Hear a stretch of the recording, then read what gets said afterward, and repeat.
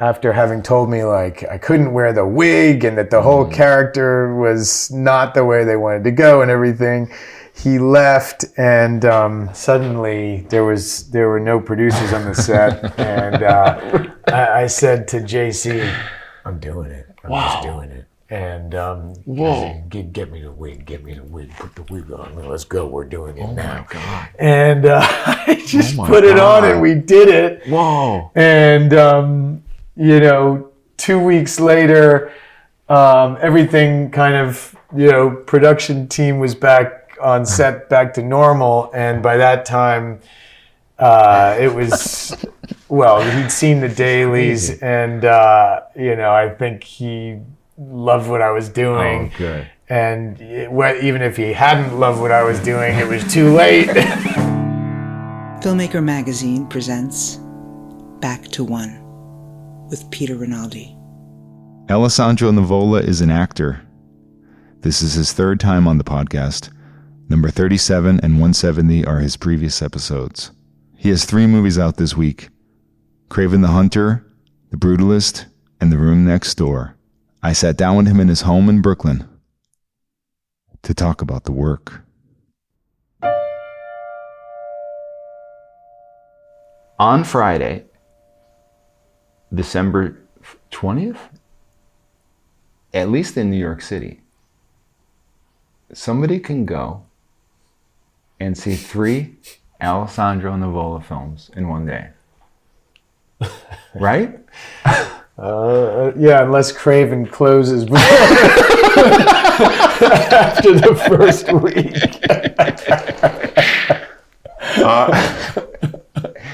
You've never had a moment like this where there's 3 very exciting, I think, roles, and very different roles that you're in playing at one time.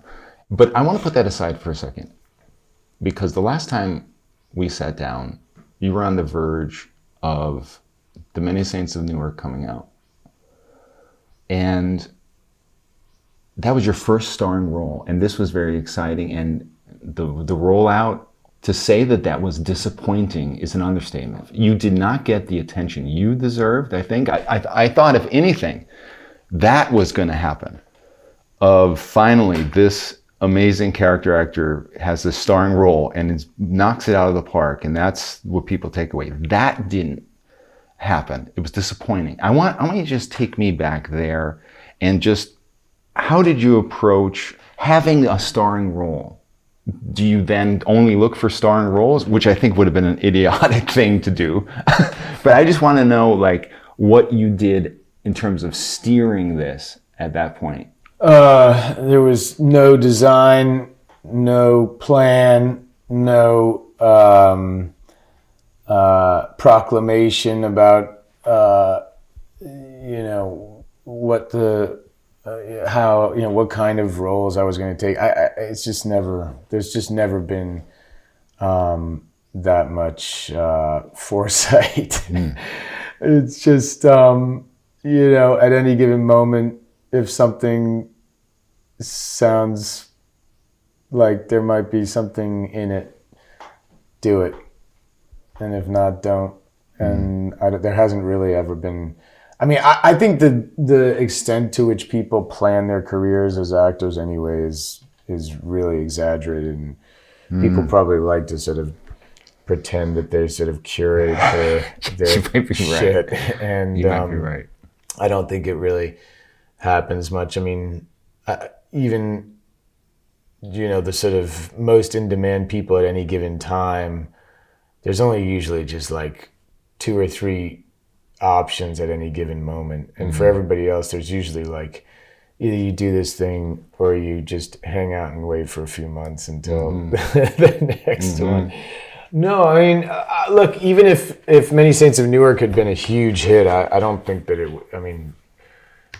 wouldn't have meant that I was only going to do this type of role instead of that type of role or anything like that. I never really,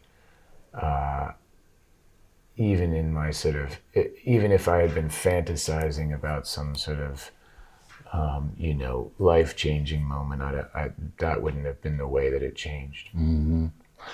You're like, since I sat down with you, I have seen almost everything that you've done, and you're completely different in every fucking role, man. I mean, you're completely different, and you're doing this characterization work that's so interesting. Nothing is ever overbaked. It's alive, and these are people. Like, you know, I mean, like even films that I don't like that much, okay, like Amsterdam. I mean, I when I saw that, like, and I don't know if I have to sometimes just be like, is it because I like this actor that I liked this moment? It could be that, but I actually think it's the opposite. Sometimes if I like somebody, I can't be taken away easy, and you were doing things even in that, and the other one, Spin Me Round. It's a slight comedy, but you were doing stuff in there. It reminded me of the Art of Self-Defense, similar kind, but different. But like just approaching that in this comedy way that's not just like on the nose. It's just impressive. And then these three roles, I think I saw The Room Next Door first. I wrote about this. Like you almost stole the movie of one scene. But that character, you made us almost second guess like that you were the antagonist in that moment. That's what we want people to do. Like, it's a human thing. Like, you're playing a role. You know you're the antagonist in this scene. You're stopping this story. We don't know where it's going to go. And if you know that dramatically, then you know that's your role. But you didn't lean in on that. You found a way to make him alive, give him the goal of what he wanted, and therefore, we're watching the scene. I mean, I felt it in the audience. We wanted more of you. We miraculously wanted you to come back, even though that would mean probably that the movie would go in another direction. I know I'm blowing smoke up your ass, but tell me. I mean, I'm not crazy here, right? This is what you do. You even a small role like this, you felt like you had to make him alive. Well, it was a small role in a movie that I felt like a lot of people were going to see. So yeah, I had to get my act together for it. And it's funny. I mean, so chronologically, I guess we're going to start at the end and end at the beginning, because these three movies I shot at completely different times over the past 2.5, 3 years really. And they just happened to come out at the same time for a bunch of different reasons, a strike and the this and the that, and all these different reasons for it. And that one was the one that we shot most recently. I mean, the fact that it played at Venice at all was just shocking to me, because I felt like I just walked off the set. Wow. Yeah, the thing about that role is that, I mean, these detective interrogations, I mean, if you put aside, first of all, the detailed reality of who the guy was and what his life was, which I'm happy to talk about as far as my own imagination goes, but, and you know, him being from a certain place in upstate New York and what his religious background was and all that kind of stuff. But just in terms of the interrogation style that is in those those criminal interrogations, they're always conducted by the way that I've watched just like hundreds of hours of this stuff, as I'm sure a lot of actors have, because it's such a familiar thing, a police interrogation. Yeah. It's like almost every crime movie has one, and then of course there are television shows that just like, basically it's like a weekly thing, and the way that they're so often written and the way that they're so often played is that it's this kind of like heavy intimidation from the detective to the perpetrator, and that they're just trying to like beat the truth out of them or whatever, and of course they're like, it's just totally the opposite in real life. They're so kind of weirdly conversational and casual, and the whole tactic, and it's even like, if you look up stuff about police tactics or whatever. It's all laid out. It's a very familiar psychological tactic, which is to try and make the perpetrator feel that they can unburden themselves, and that you're the one person who can understand,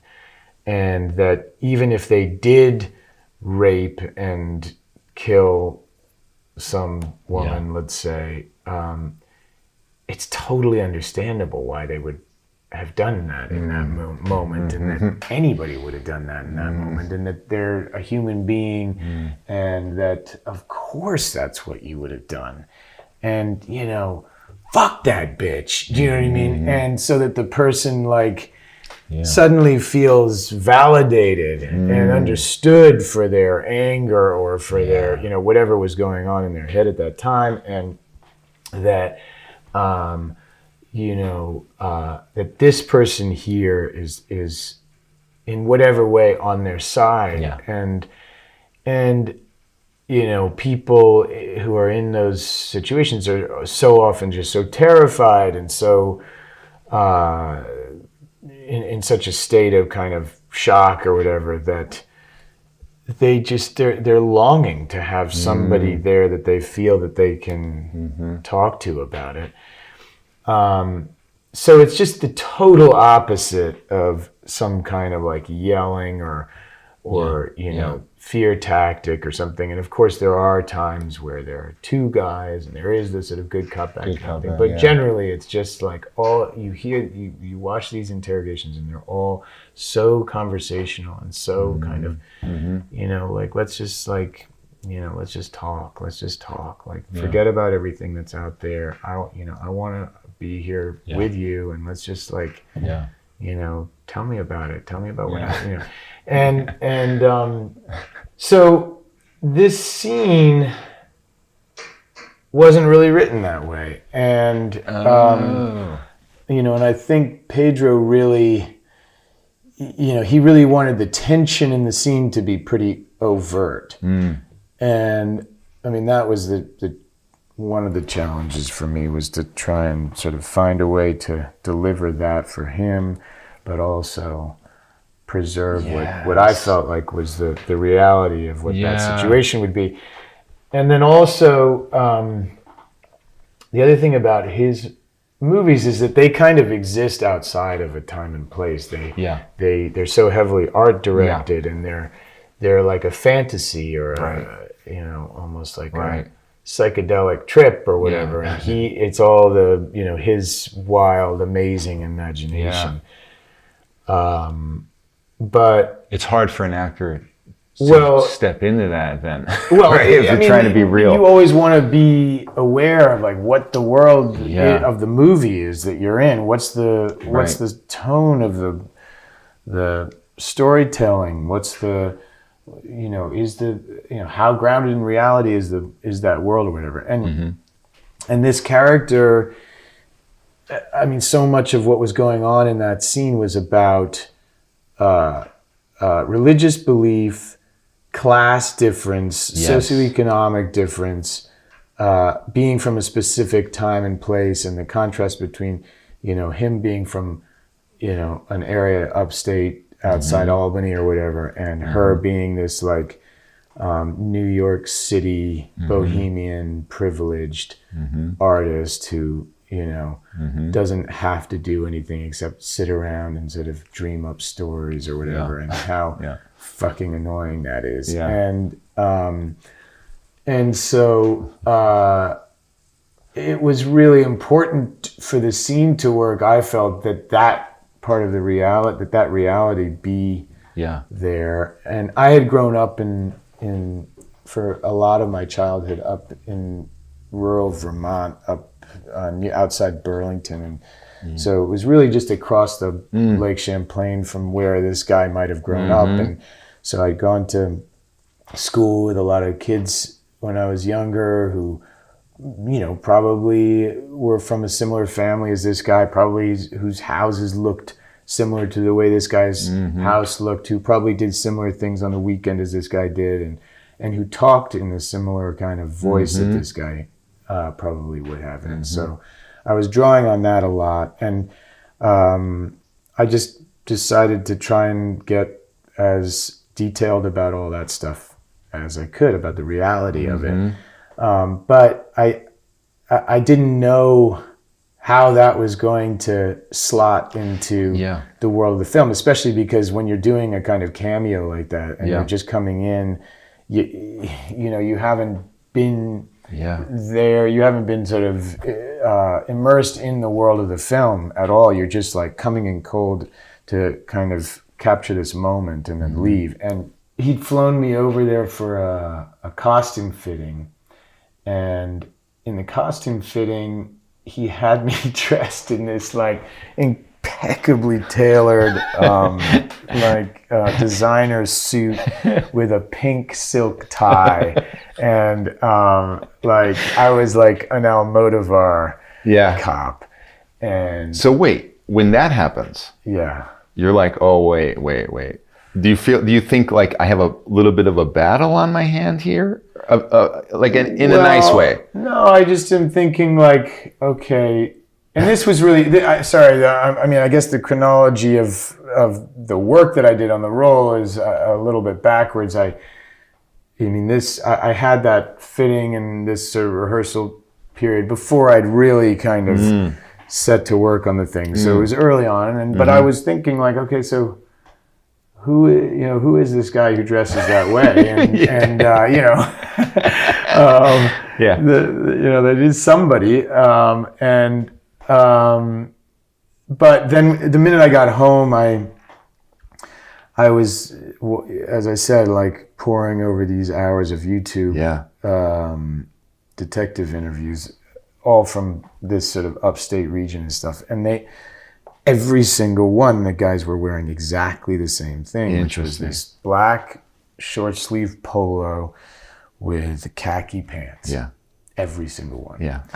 And so I started taking these screenshots of the YouTube clips and sending them over to Pedro and saying, listen, this may not square at all with the world that you're creating, and I have no idea if this is what you have in mind, and I'm not trying to force anything on you, but just because I thought maybe you'd be curious to know what the real guys wear, and take it or leave it. And honestly, like I wasn't sort of feeling that I had to wear that in order to play the part. It was just it just happened that was what they all wear. So I sent it to him, and he wrote back saying, "Oh, thank you so much, and let me have a think about that." And then because if he did say, "Okay, thank you," but he wears that you were wearing, the pink and then that would actually be good for you to know that, like having faced that information that he has, and be like, "No, I want this." You'd be like, okay, wow, that's important now. It would definitely change who the guy was, and it'd be a little odd, but if everybody's wearing the same exact thing, maybe it would have been a sort of more flamboyant type, or he would have been, it changed his status, or he might have just existed outside reality in a way that just would tell me I had to kind of throw out all my notions about this being really rooted in a specific place and time and culture. And so anyway, he said he would think about it, but I never heard anything about it again. And so I kept preparing the way that I was preparing. And then I flew back over there to shoot. And as I was driving to the set and going into my dressing room for the first day and everything, even up to that moment, I was thinking, well, there's a chance that I'm going to have to kind of pivot in a pretty big way, like in the moment on the set, just as we start performing. And if that's the case, then so be it. Yeah. But let's see what happens. Yeah. And I opened my dressing room doors, the closet to my in my dressing room, and hanging in my closet was exactly those clothes from those photographs that I had sent to him, down to every little detail, like where the kind of Albany badge was or whatever on the breast of the shirt, like sewn in, exactly kind of how short or long the sleeves were. The fact that there was like a gray t-shirt underneath the black polo, and then the cargo sort of painted things, and then the particular kind of black sneakers that I had sent, and the kind of way that the credentials hung in a thing on his neck.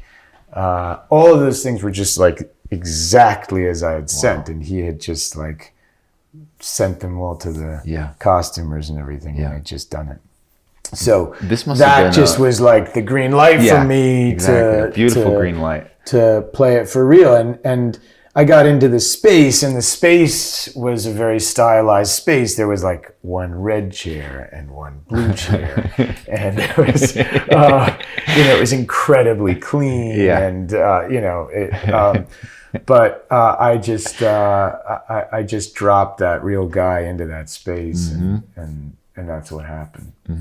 I think it should be noted that you used to call it a green light, but it really is like a confirmation that I want you to be a collaborator, right? And it's kind of rare, right? Well, it's interesting because it actually speaks to a bigger thing about directors and about Pedro himself, and the balance of the director's need to control the vision, and on the other hand, like be collaborating with the people around him. And every different director has a different style of that and different kind of needs. Almodovar's movies are so, they because of the style and art direction and everything, they are maybe more than most movies really controlled by his choices. And so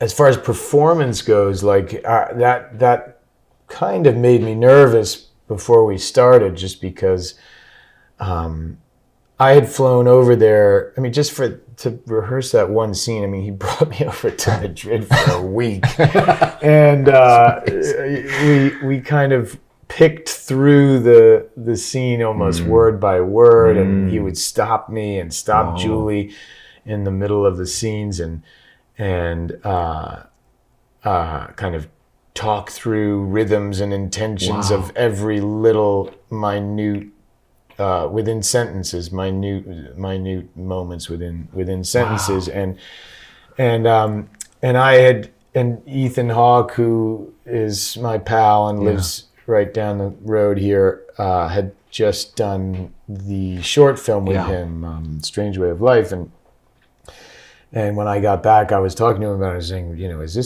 is this what it's going to be like? And he was like, yeah, it kind of is like that. And I was like, wow, because that's going to be really hard to let rip, and so I was kind of bracing myself to go back and start filming and have it be this kind of stop-start thing, where he was like telling me how to say things and all that kind of stuff, and lo and behold, we got in there and did the whole scene in one take, and he didn't say anything. Do you think it was just that rehearsal time that he did that kind of stuff?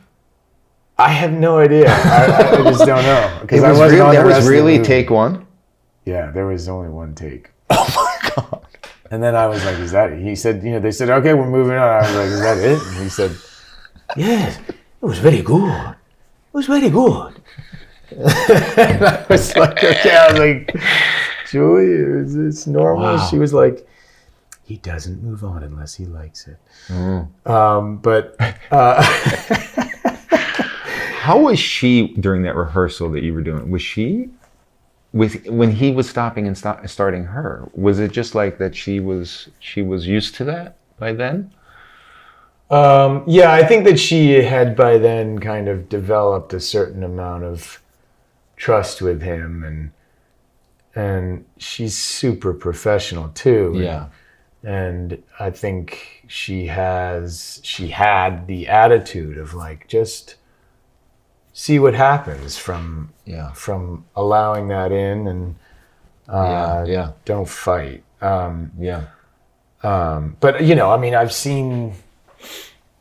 I've watched David O. Russell, yell out dialogue mid take, right? for Robert De Niro in the middle of takes, and having him just like, dutifully repeat back random dialogue that's been hurled at him in the middle of a scene, and I've seen him do it willingly and ably. So that's a good example for you, I guess, then, if Bobby can do that.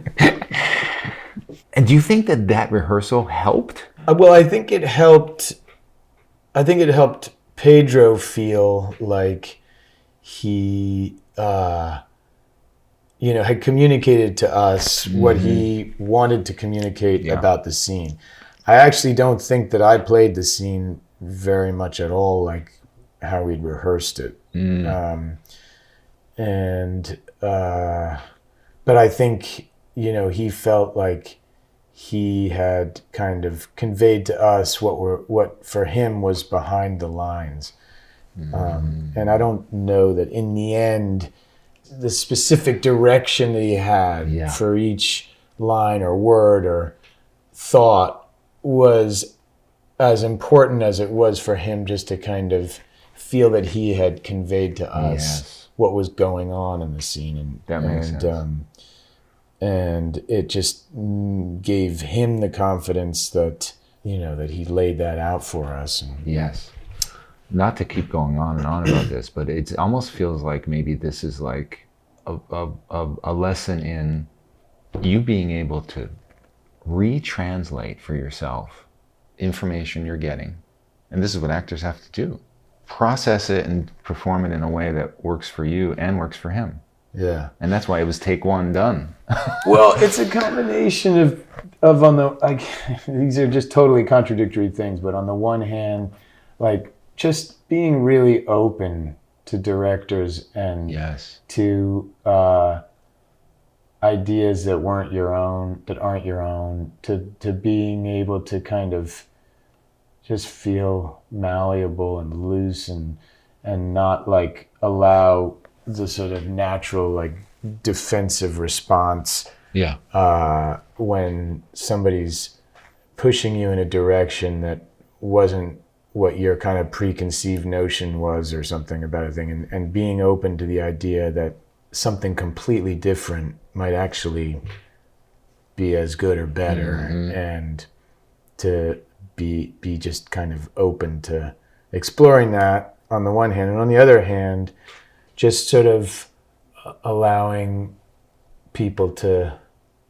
talk and talk and talk, and then just do your thing and ignore them. Yeah. You just nod. You're right. And say yes. And do the opposite. Right. Somehow I can't help but think The Brutalist was probably the entire opposite kind of experience, right? The Brutalist, there was just a lot less discussion about it.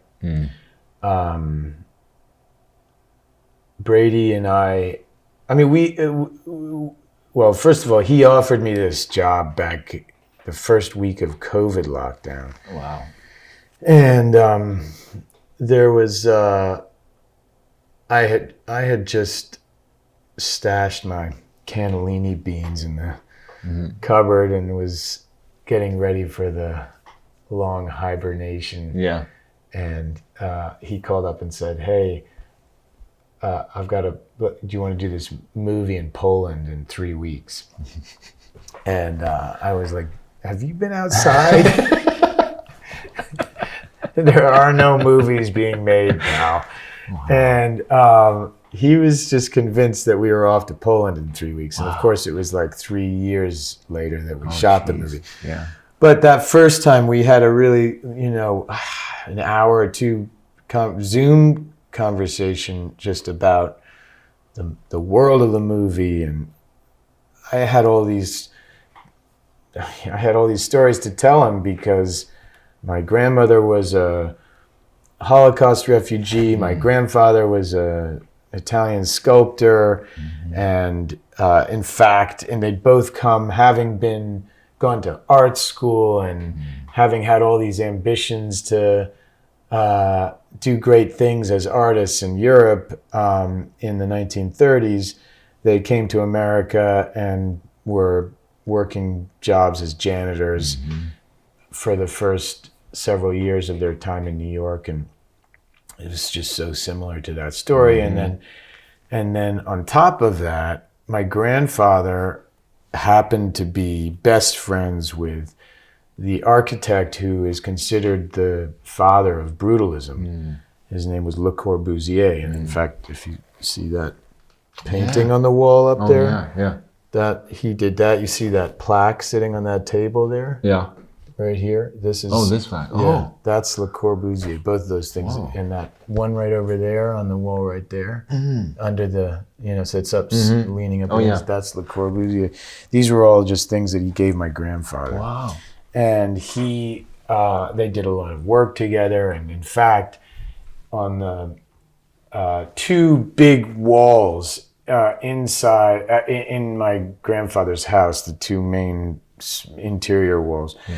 Le Corbusier came one weekend and was staying at the house and decided he just was going to paint these huge murals on them. Oh, God. And he painted these two huge, like really colorful murals in the middle of the house. And so I grew up in that house staring at those murals all my childhood. And I had no idea what they were, what their significance was or anything. They were just like really colorful, kind of strange, cool walls. And The connections are kind of freaky. It turned out, that this man like started this whole kind of style of architecture that was at the heart of the movie. So so we had all of this talking about that in general and stuff. But once I agreed to do the role, and 3 years later we were actually preparing to do it, there was very little conversation about it. The only thing we kind of talked about was my accent, because it was really important that I sound like somebody who had been living there for a while, who had been living in America for a while, and was trying really hard to sound American and colloquial and using American idiom and everything, but getting it a bit wrong. And that was a kind of, metaphor for everything about the character, which was like, he was a guy who's trying so hard to assimilate into American culture and just really failing, but like trying to convince everybody that he wasn't. And so we were experimenting a lot with that voice, and I had been listening to I was trying to find examples of Hungarian immigrants who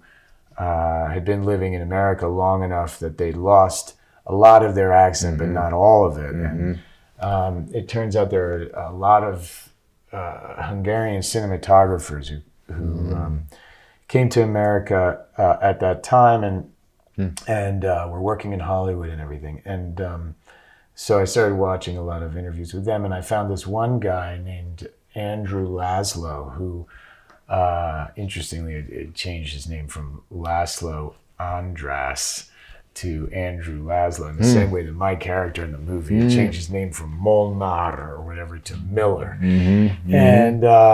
And so he had obviously kind of Americanized his name. He's a great DP. He shot the original Shogun series, and he shot that cult film The Warriors, among a lot of other things. And I started listening to him talk, and he really had a kind of urban East Coast kind of, you know, city accent, New York-ish, and he used all these kind of colloquial phrases and expressions, and but often still had like stresses in certain syllables or on certain words in sentences that just gave it all away. And so I started playing around with that, and I would record things on my voice notes or whatever on my phone, and I would just shoot them off to him, to Brady, and then we would like, he'd write back like, oh, I really like that sound, or like, that's too much, or you know, I don't know, I can't remember exactly what it was, but he was responding to those things. But it was like technical, and but it was like a little technical thing that was going to say so much about the character, and I think all the things that it was going to say about the character were things that kind of remained unspoken between us. And we didn't really like hash that out in an intellectual way. And I felt like I just understood all the cross currents that were going on between him and my character and Adrian's character, just instinctively. It was such a rich relationship. I felt like they were brothers they were cousins, but that they were basically brothers, that they'd grown up incredibly close to each other, and in Budapest, that it's probably spent a lot of time as children and adolescents together, that they that Attila probably really admired and was in awe of Laszlo's genius and talent and self-confidence and swagger, which I'm sure was in evidence back when they were, teenagers, but also incredibly jealous of it. And there was a suggestion in the script that he'd stolen a girlfriend of mine or something like that. And so there's this like long-standing sexual jealousy, and some kind of need to prove to him that I'd made it in America, and that I knew the ropes, and that I'd cracked the code, that I'd figured out the system, that I knew how to do it. And like, come with me, let me show you. I was delighting being in this position of being able to teach him how to do something, because probably it had always been the other way. And of course it's all bullshit, and he could see right through it, and that was just like enraging to me.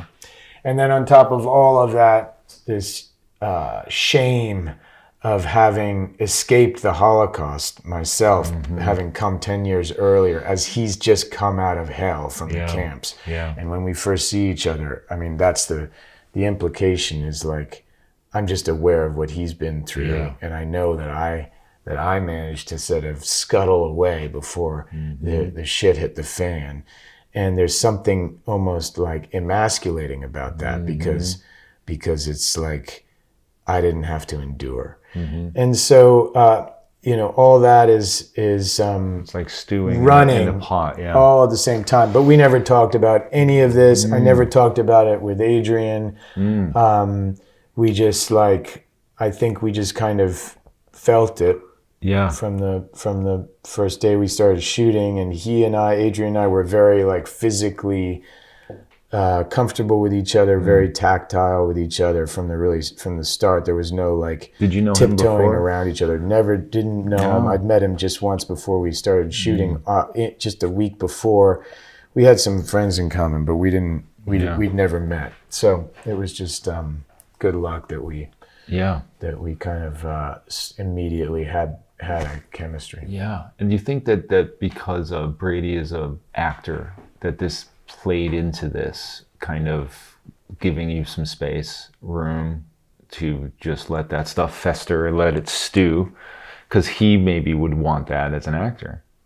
Maybe. I think actors on the whole make really good directors. Like, there's so many examples of it. Maybe more and more now, because it seems to be a trend of actors kind of becoming producers and directors and writers in order to kind of take control of their own destinies or whatever.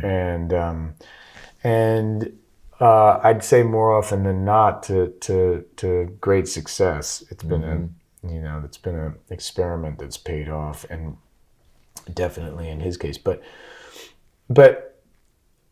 with Brady, I almost feel like he only became an actor to become a filmmaker. It wasn't really the other way around.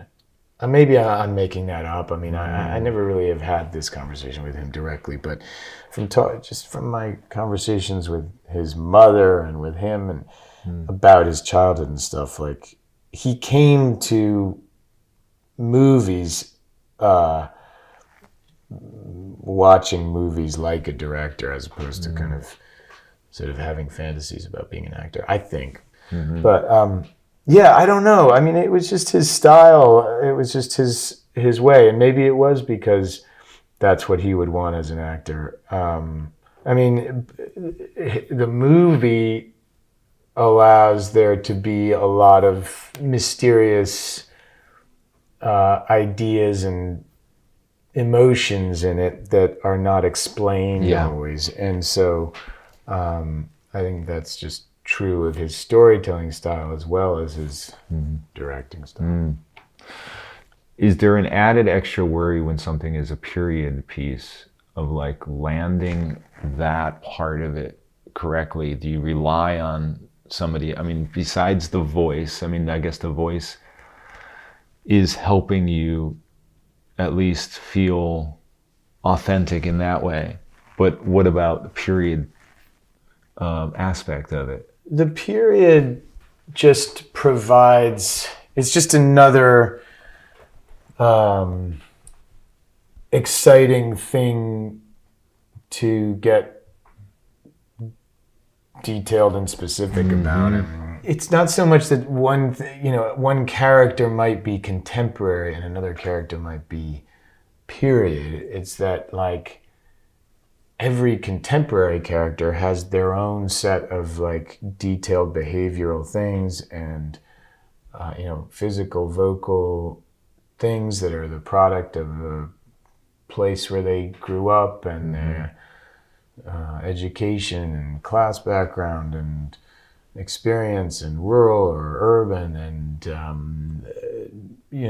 all of that is just like totally unique to one person as opposed to another person in a contemporary setting, in the same way that it is in a period setting. So it's just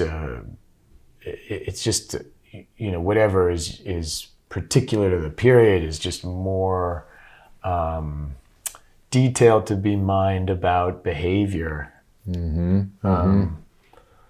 But in this case, I mean, it was like one of the things period-wise that was a nice thing to try and use was there was this scene where we were celebrating the commission that we'd been offered by the Van Burens, and after we'd gone to visit the house for the first time, and Joe Owen's character had like offered us the job, and that night we're celebrating, and we put on this music, and I was going to be dancing with my wife and trying to encourage him to dance with us and all this stuff. And so I wanted to learn some, what was going to be the typical moves of that time. Interesting. And so we got Brady got us like a swing dance teacher to come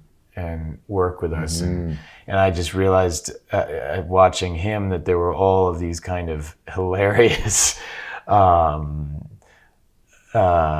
of not even steps, but like, I mean, they were all I didn't realize how much swing dancing breaks its own rules, and there were all these like chicken dances and weird like comic elements to the dancing, and that's what inspired me to do all that stuff in that scene. It was all improvised, and all the kind of lip syncing to the song and like doing the kind of like pretending to be a woman and using the apron as a kind of, sexy dress, and all that stuff came out of talking and watching swing dance stuff with that teacher, and discovering that that dance at that time was actually like a lot less. It wasn't adhering to particular steps or whatever in the same way, and that there was this kind of like cheeky kind of sexy body side to it that could be fun to explore for that scene. So that's what that came out of. I want people to be adhering to this. It's not a small thing. Do you know what I mean? I think it matters, and I think if an actor has to take it upon themselves to do that, if it's not something that the director necessarily cares about that much about, to be that detailed, I think. It's funny. There's like with period stuff. Like on the one, again, it's a sort of paradoxical thing where on the one hand you want to use the details of that, of like custom at that time or whatever, as something that just creates the detail of the world and the time and the place, and the more of that detail that you have, the more things come to life and feel real. And at the same time, you want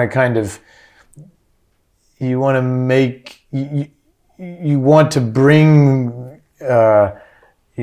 historical behavior into the contemporary moment so that it feels identifiable to people, and so that it doesn't feel like some sort of that it's behind a veil of history or something. Yes. That people still fucked and loved and fought and had all the same kind of emotional responses to each other that we do now, and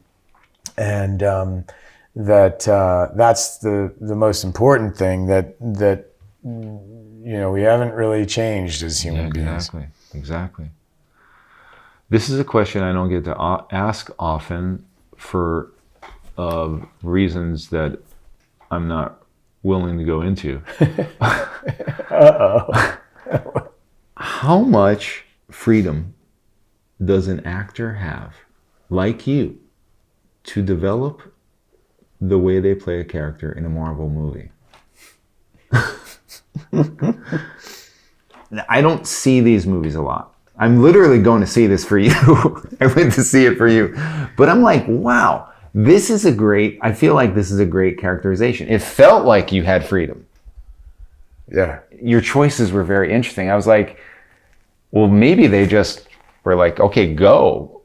Usually it feels stale, stagnant, safe, and cliche to me, but this didn't feel like that. In the end, I had total freedom, and I made that guy up from scratch based on stuff that was in the script. It all starts with the script. Like, I didn't want to. I wasn't trying to ignore what was there.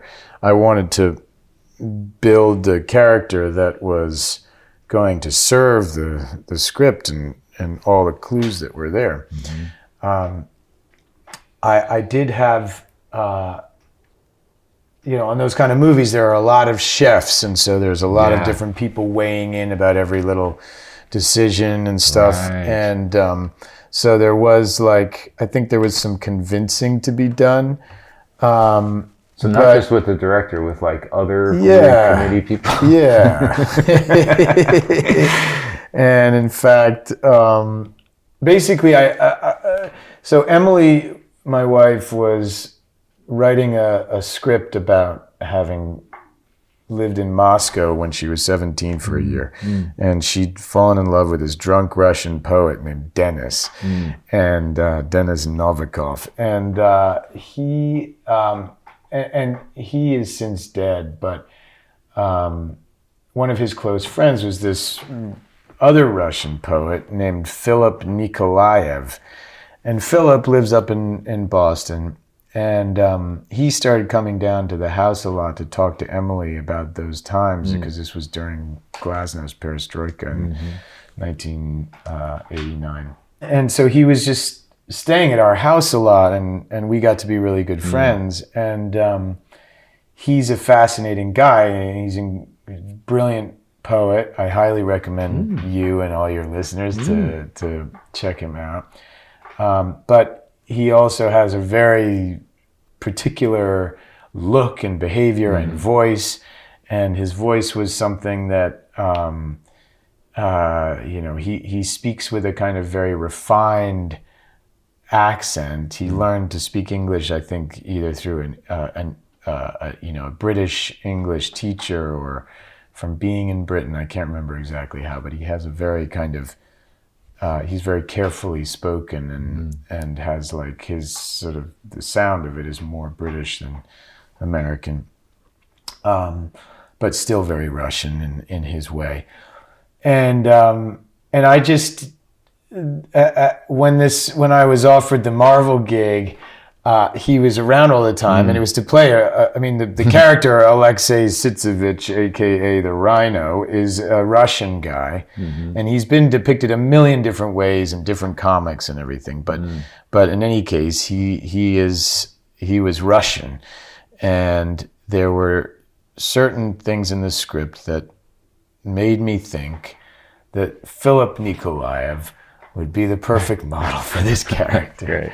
And so I really, before kind of any major consultations with the producers or JC, I talked to JC about it a little bit, and I even sent him some videos of Philip talking and things, and he seemed to like the idea. And I got the hair and makeup team to build this perfect wig, and it just told such a story about who the guy was and everything. And then there was a moment when some of the people on the producer side were a little bit skeptical about this choice, and I remember them saying, "You want to play a nerd?" And I said, "Well, I wouldn't describe him that way." He certainly, the character wouldn't describe himself that way. His whole vendetta against the Craven family came from having been humiliated by Russell Crowe's character in the movie, and so and it was all to do with he's described early on as being kind of wheezing and sickly and not well, and definitely not sort of a kind of slick, cool, charismatic gangster or something. And were they actually thinking it might be like that? I honestly, I think they cast me because Many Saints had just come out, and they'd seen it, and they were like, "That's a good idea." And so they thought I was gonna play Dickie Moltisanti, and instead they got Philip Nikolaev. I love it. And wait, what convinced them though? Well, what happened was that one of the producers' son broke his arm back in LA, and he had to fly home for 2 weeks just at the very beginning of my shoot schedule. And so we were about to start shooting, and after having told me like I couldn't wear the wig and that the whole character was not the way they wanted to go and everything, he left, and suddenly there were no producers on the set, and I said to JC, I'm doing it. I'm just doing it. And get me the wig, put the wig on. Let's go. We're doing it now. Oh my God. And I just put my it on, God. and we did it. Whoa. And 2 weeks later, everything kind of, production team was back on set, back to normal. And by that time, it was, he'd seen the dailies, and, I think he loved what I was doing. Oh, good. And even if he hadn't loved what I was doing, it was too late. and so it just amazing. opened up a kind of world of possibility for it. The character became, it just, it made it possible to try and straddle this humor and menace in the role that I felt was going to serve the story and serve the tone of the movie well, and that was in the vein of the comics, and so it became a really just like very creative time. Yeah, that's amazing. I had a great time, and JC. It's like you gave yourself a green light. Like you must have felt free. It just I could kind of filter any dialogue through that character, and it kind of worked. And so it didn't really matter what I had to say, which is a good thing. Yeah. Those kind of movies. Yeah. Sometimes you have to say some dumb shit. Yeah.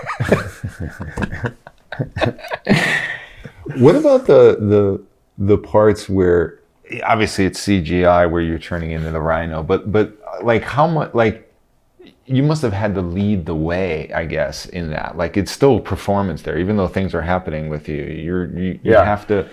Well, the beauty of the role was that I basically hardly had to do any CGI green screen. I didn't have to wear a cape. I didn't have to wear a spandex suit. I didn't have to it was just creating a character. And it was, I didn't have to worry about all of the typical things that, that you have to contend with in a superhero movie, where your performance is kind of overwhelmed by computer stuff or technical stuff or action. I wasn't even really doing any action. Right. It was all just, Right. That's great. Just scenes. And but because I don't really transform into the rhino until the end, and once I did, that was just some other guy running around. Fighting with Aaron while I was home with my feet up and a glass of whiskey and the football game on. But there were these 3 moments through the movie where the audience gets kind of teased, where I sort of start to show hints of that transformation and then pull back from the brink. And that was actually a kind of great acting exercise, because there's this thing where I have an antidote to because the story was that I had had some kind of biochemical process that gave him this kind of invincibility and strength and everything. But it turned out to be so painful that he couldn't endure it, and so he medicates himself at all times to keep him in his weakened state, which is I just think is a great. It's just such a great metaphor for the hunger for some kind of power or whatever, that like it just you suffer so much that you go to all extreme measures to keep yourself in this pathetic sickly state. But so occasionally I'm willing to endure the suffering in order to protect myself, really, and in order to kind of use that power. And so there are 3 moments in the movie where I kind of detach this feeder and thereby allowing the rhino. sort of the pain of that transformation to start to happen, and then I put it back in and and reintroduce the antidote into my system. And so I just decided, I was playing that like it was a kind of heroin or something, and some opioid or whatever.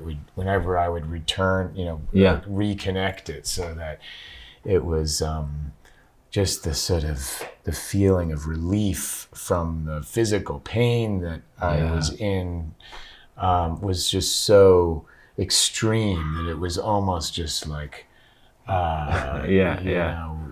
dream state, like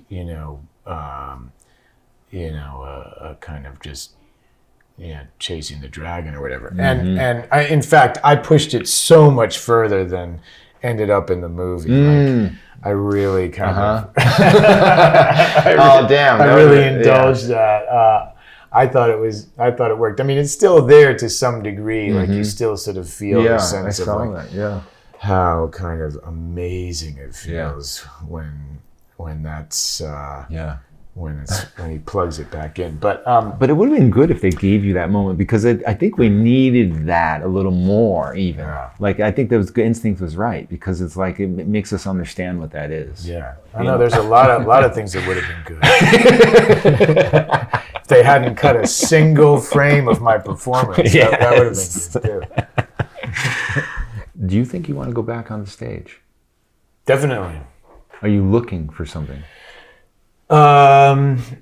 There's a play that Patrick Marber and I and Alfred Molina have been talking about doing together, possibly next fall. So that could be one. I haven't. I guess I wouldn't say I was actively looking, but Patrick came to me with something that was really fun, and he and Fred and I did a reading of it together, and Fred's I worked with in a television series years ago, a mini series called The Company, and Emily worked with him on the Pink Panther movies, and he's amazing and a wonderful guy, and we just had a great time playing around with this thing, and so we might do it in the fall. It's not 100% yet, but if not that, then it's about time, I think. I mean, the Elephant Man now is starting. The years are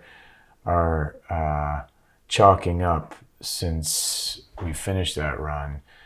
A lot of the 4 of those years were probably kind of downtime for COVID, and then the strike. 3 of them were, and then the strike, and then just the sort of like exhaustion of having done that play for so long, and I really sort of left that experience feeling like I'm not going to do a play anytime soon. But yeah, no, I think I'm planning on it. Alessandro Nivola, you are one of my favorite actors. I mean this. And I don't say that a lot. You can do anything, I am there. I mean this, man. Thank you so much for coming back on this show. And I want you to keep coming on. Well, what are we at? Number 3? This is number 3. Well, let's next year we can do Downton Abbey 3. Yeah, there we go. Paul Giamatti and I play a kind of double act in that movie. And he was a Yale drama school student when I was an undergrad at Yale. He'd also gone to Yale as an undergraduate too. In fact, his dad was the president of Yale at the same time that he was the commissioner of baseball, if you can believe it. But he and I ended up doing some plays with the graduate students, and when he was there. And so we shared a dressing room a couple of times, and so we had this we have a whole long history. I'll show you a picture of us when I was 18 years old and he was 23 years old. Oh God! So then our kids went to school here and everything. But then the great thing that we discovered when we got on set for Downton Abbey 3 was that we both had played the Rhino. Whoa, he did. Whoa, Yeah, he played the Rhino. Oh my In God. the Amazing Spider-Man. Oh my God. And I had just done it before we shot Yeah. together. So Wow. Well, we'll talk about this, I guess, when we get to it. yeah, it's But coming next September. Was it a good experience? Oh yeah, I mean, you know, they were all. I mean, it was an incredibly, just such a nice group of people who are. That's cool. And they'd all been doing it for years and years, and they Yeah. all knew each other so well. It was like, I mean, Yeah. that was the one kind of tricky thing, was that Yeah. I was coming into this thing that all these people had been doing for so long, because this was just this one film, and it was the last film of the whole thing, and they were kind of coming to the end of this like 13-year cycle and everything, and I was just you know, blowing in at the end. But I had worked with Hugh Bonneville in Mansfield Park, one of my first film roles, back with him and Johnny Lee Miller and Francis O'Connor, and God, I don't know, 1999 or 2000 or 2001. And then I'd worked with Dominic West has a daughter with one of Emily's closest friends, and so we've gone back for years, and he was starred in Emily's Pursuit of Love that she Yes. wrote and directed, and then of course Paul. So the whole thing was kind of just like a big reunion. All right. Well, this is something to look forward to. Yeah, This is something to look forward to. yeah. It was a fun character, you know. Oh, that's cool. Another guy, Yeah, that's cool. another wig. Thank you, man. Thank you. Thank you. Back to One is a production of Filmmaker Magazine, which is a publication of The Gotham. Listen to back episodes of this podcast at filmmakermagazine.com or wherever you get your podcasts.